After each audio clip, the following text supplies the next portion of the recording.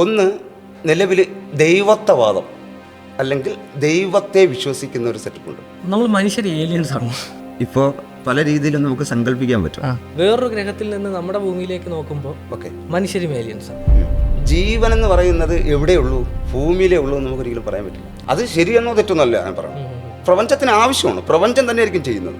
ഓരോ പീഡനം നടക്കുമ്പോഴും രാംദാസ് നടന്നു എന്ന് പറഞ്ഞു വയ്ക്കുക.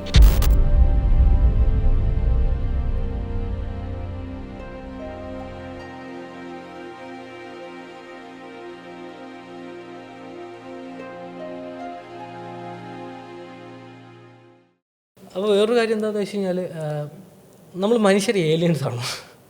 വെറുതെ ചോദിക്കുന്നതാണ്, നമ്മൾ മനുഷ്യനെ എങ്ങനെ ഏലിയൻസ് ആയിട്ട് കണക്കാക്കാം? അത് വലിയ എന്താണ്, ഇപ്പോൾ പല രീതിയിലും നമുക്ക് സങ്കല്പിക്കാൻ പറ്റും. അതിൻ്റെ ഒരു കാരണം എന്ന് പറഞ്ഞു കഴിഞ്ഞാൽ മറ്റ് ജീവികൾക്കൊന്നും ഇതുവരെ ഭൂമി വിട്ട് പോകാൻ പറ്റിയിട്ടില്ല. ശരിയാണ്. മനുഷ്യൻ ഭൂമി വിട്ട് പോകുന്നുണ്ടെങ്കിൽ മനുഷ്യൻ ഭൂമിയിലേക്ക് വന്നതാണോ എന്നും സംശയിക്കേണ്ടതുണ്ട്. അപ്പോൾ അങ്ങനെയാണെന്ന് വെച്ച് കഴിഞ്ഞാൽ ഭൂമിക്ക് പുറത്ത് നിന്ന് ഭൂമിയിൽ നിന്ന് നോക്കുമ്പോൾ പുറത്തൊരു ജീവകണം കണ്ടു കഴിഞ്ഞാൽ അതിനെ നമുക്ക് ഏലിയനായിട്ട് കണക്കാക്കാം.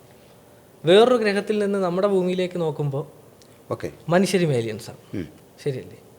ആണ്. മനുഷ്യരെന്തെന്ന് വെച്ച് കഴിഞ്ഞാൽ എൻ്റെ അഭിപ്രായമാണ്, എന്നെ വിളിച്ചത് സംസാരിക്കാനാണ്. അത് എത്രമാത്രം സയൻസാണോ അല്ലെങ്കിൽ ആത്മീയതാണോ, ഈ പ്രപഞ്ചം ഏതൊരു കാര്യവും നേരത്തെ പറഞ്ഞ ഏറ്റവും കണത്തിൽ നിന്ന് അതിനെ ഗുണപരമായ രൂപത്തിലേക്ക് മാറ്റിയെടുക്കുന്ന ഒരു ഇതാണ് എല്ലാ ജീവനുകൾ. ഇപ്പൊ ജീവൻ ആറ്റം ഇപ്പൊ അവിടെ നിന്ന് തുടങ്ങി. പക്ഷേ ജീവൻ എന്ന് പറയുന്നത് എവിടെയുള്ളൂ? ഭൂമിയിലേ ഉള്ളൂ എന്ന് നമുക്കൊരിക്കലും പറയാൻ പറ്റില്ല. ഇല്ല, അതൊരിക്കലും പറയാൻ പറ്റില്ല. മനസ്സിലല്ലേ? എന്നാൽ വേറെ ഭൂമിക്ക് പുറത്ത് എവിടെയെങ്കിലും കണ്ടിട്ടുണ്ടോ? അതുമില്ല. രാംദാസ്? ഇല്ല, ഞാൻ കണ്ടിട്ടുണ്ട്. എവിടെ? ഭൂമിക്ക് പുറത്ത്. അതായത് ഒന്ന് തുടങ്ങി അവസാനിക്കുന്നതിനാണ് ജീവൻ എന്ന് പറയുന്നത്. പക്ഷെ നമ്മൾ സങ്കല്പിച്ചിരിക്കുന്ന ഇവിടെ ചരാചരങ്ങൾ, മനസ്സിലല്ലേ, മരങ്ങൾ, ഇത് നിലനിൽക്കുക. അതായത് ഒരു വൃക്ഷം അത് തുടങ്ങി അവസാനിക്കുന്ന ഒരു സർക്കിളിനാണ് ജീവൻ എന്ന് പറയുന്നത്. അതുകൊണ്ടല്ലേ നമ്മൾ പറയുന്ന ഭൂമി മരിക്കും, സൂര്യൻ മരിക്കും. മരിക്കണമെന്ന് പറയണമെങ്കിൽ ജീവനില്ലേ? പുറത്ത് ജീവൻ കണ്ടിട്ടില്ല എന്ന് പറഞ്ഞു. എത്ര രീതിയിൽ നമ്മൾ കാണുന്നു. അതായത് സൂര്യൻ എന്ത് ചെയ്യണം? മരിച്ചുകൊണ്ടിരിക്കുകയാണ്. അപ്പോൾ ജീവനില്ലേ? ജീവനില്ലാതെ മരിക്കാൻ പറ്റുമോ? അതായത് ഏതൊരു ഘടകവും തുടങ്ങി അത് അവസാനിക്കുന്ന ഒരു സർക്കിൾ, ഒരു കാലഘട്ടം, അതിനെയാണ് ജീവൻ എന്ന് പറയുന്നത്. ഇപ്പോൾ നേരത്തെ തന്നെ ആത്മീയതയുടെ കാര്യം പറഞ്ഞു, ഭൗതികപരമായ കാര്യവും പറഞ്ഞു. മനസ്സിലല്ലേ? ആത്മീയതയെ രണ്ടായിട്ട് തിരിക്കാം. എങ്ങനെയൊക്കെ തിരിക്കാം? അതായത് ഒന്ന് നിലവിൽ ദൈവത്വവാദം അല്ലെങ്കിൽ ദൈവത്തെ വിശ്വസിക്കുന്ന ഒരു സെറ്റപ്പുണ്ട്. ദൈവത്തെ വിശ്വസിക്കുന്ന ഓക്കെ, അറിയാം. മണ്ണിലും തൂണിലും തുരുമ്പിലും എല്ലാത്തിലും ദൈവമുണ്ട്. മനസ്സിലല്ലേ? രണ്ടാമത്തേന്ന് പറയുന്നതാണ് ഞാൻ പറയാൻ വന്ന രണ്ടാമത്തെ ആത്മീയതയുടെ രണ്ട് വശങ്ങളാണ്. അതായത് മണ്ണിലും തൂണിലും തുരുമ്പിലും എല്ലാം ജീവനുണ്ട്, ജീവത്വവാദം. ഈ രണ്ട് ഇതുണ്ട്. മനസ്സിലല്ലേ? അപ്പോൾ ഞാൻ പറഞ്ഞു വന്ന് നിങ്ങളുടെ ആ ക്വസ്റ്റ്യൻ ഞാൻ തിരിച്ചു കൊണ്ടുവരികയാണ്. അതായത് ഈ ഓരോ പ്രപഞ്ചം ഓരോന്നും ഉൽപ്പാദിപ്പിക്കുമ്പോൾ അത് നശിപ്പിക്കാനുള്ള ഒരു സാധനം അതിനകത്ത്. അതെ, ശരിയാണ്. മനസ്സിലായില്ലേ? ഇരുമ്പ് എങ്ങനെയാണ് ഈ തുരുമ്പായിട്ട് അതിന് നാളെ സമയത്ത് അത് ഇരുമ്പില്ലാതാവണം. ശരിയാണ്. അത് നിലനിൽക്കില്ല. അപ്പം അങ്ങനെ വരുമ്പോൾ എൻ്റെ അഭിപ്രായത്തിൽ മനുഷ്യനെന്ന് പറയുന്നത് ഭൂമിയെ ഇല്ലാതാക്കുന്ന ഒരു തുരുമ്പായിട്ടാണ് എനിക്ക് കാണാൻ കഴിഞ്ഞിട്ടുള്ളത്.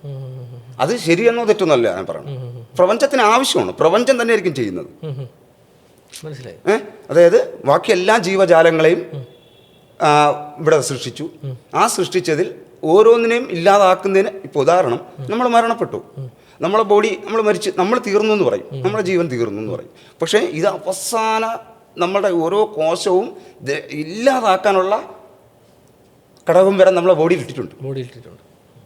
അതവിടെ തീരാൻ പറ്റില്ല, ഇല്ലാതാക്കണം. അത് പ്രപഞ്ചത്തിൻ്റെ ആവശ്യമാണ്. കാരണം അസ്ഥികൂടമായി നമ്മൾ ദ്രവിച്ചു പോകുന്നവരെ അതുവരെ അതിനകത്ത് വർക്കുണ്ട്. പ്രപഞ്ചത്തിന് ചില ഉത്തരവാദിത്തങ്ങളുണ്ട് ഇതിനെ പൂർണ്ണമായി ഇല്ലാതാക്കാൻ. അപ്പം അതേപോലെ നേരത്തെ ചോദിച്ച ചോദ്യം ഉണ്ടല്ലോ, മനുഷ്യൻ. ഇപ്പോൾ ഞാൻ പറഞ്ഞില്ലേ ഈ കണാഗുണ എന്ന് പറഞ്ഞ അത് ഞാൻ പറയുന്നുണ്ട്. മനുഷ്യൻ ആ വാക്കിനോടുള്ളൊരു വെറുപ്പും സത്യത്തിൽ ആ മലയാള അതിൻ്റെ യഥാർത്ഥ അർത്ഥം എന്താ? ഇപ്പം മനുഷ്യൻ ചിന്തിക്കപ്പെടുന്നത് വേറെ രീതിയിലാണ്. അതായത് എങ്ങനെ മാറ്റിയെടുക്കാൻ പറ്റും. ഇപ്പോൾ രാംദാസ് ഓക്കെ, ഇവിടെ നിരവധി പീഡനങ്ങൾ നടക്കുന്നു. ഓരോ പീഡനം നടക്കുമ്പോഴും രാംദാസ് നടന്നു എന്ന് പറഞ്ഞു നോക്കിയേ. ഭാവിയിൽ രാംദാസ് ഏതർത്ഥം വരും? മനസ്സിലായി. ഞാനിപ്പോൾ ഭയപ്പെടുന്നതിൻ്റെ പിന്നിൽ, അല്ലെങ്കിൽ എനിക്ക് ആ ധൈര്യം ഇല്ലാത്തതിൻ്റെ പിന്നിൽ ആ ഫിലോസഫി, വലിയവൻ ചെറിയവൻ, ജാതി തകർന്നു, അത് പുറത്തു നിന്ന് നോക്കുന്നവർക്ക് കാണത്തില്ല, അറിയത്തില്ല. വളരെ മോശപ്പെട്ട ഒരു കമ്മ്യൂണിറ്റിക്കകത്തുനിന്ന് ധരിക്കപ്പെടുന്ന അല്ലെങ്കിൽ ധരിച്ചു വെച്ചിരിക്കുന്ന ഒരു ലോകത്താണ് ഞാൻ ജീവിക്കുന്നത്. അത് തന്നെയാണ് ഏറ്റവും ദുരന്തമായിട്ടുള്ള ഒരു വിഷമമെന്ന് എനിക്ക് പറയാൻ പറ്റും.